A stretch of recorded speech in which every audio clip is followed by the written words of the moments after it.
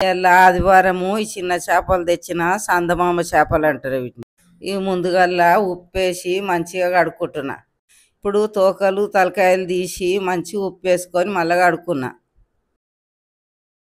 ఇప్పుడు ఇంత పసుపు వేసిన, అల్లం ఎల్లిగడ్డ వేసిన, కారం వేసిన, ఉప్పు వేసిన, నూనె పోసుకున్నా కొంచెం. ఇప్పుడు మంచిగా కలుపుకొని పక్కకు పెట్టుకున్నా. ఇప్పుడు ఇంత ధనియాలు, జీలకర్ర, మెంతులు, ఉల్లిగడ్డ వేయించి మిక్సీలో వేసుకున్నా. ఆ మిక్సీ పట్టుకున్న మసాలా చేపలలో వేసి మంచిగా కలుపుకున్నా. ఇప్పుడు ఇంత నూనెలో జీలకర్ర వేసిన, ఇంత పసుపు వేసిన, కలిపి పెట్టుకున్న చేపలు వేసిన.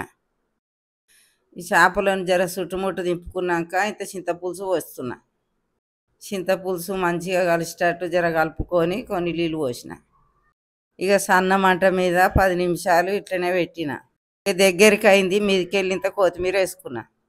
ఈ పెద్ద చేపల కన్నా చిన్న చేపల కూర కమ్మగా ఉంటుంది. ఎప్పుడన్నా మీరు కూడా వండుకోండి.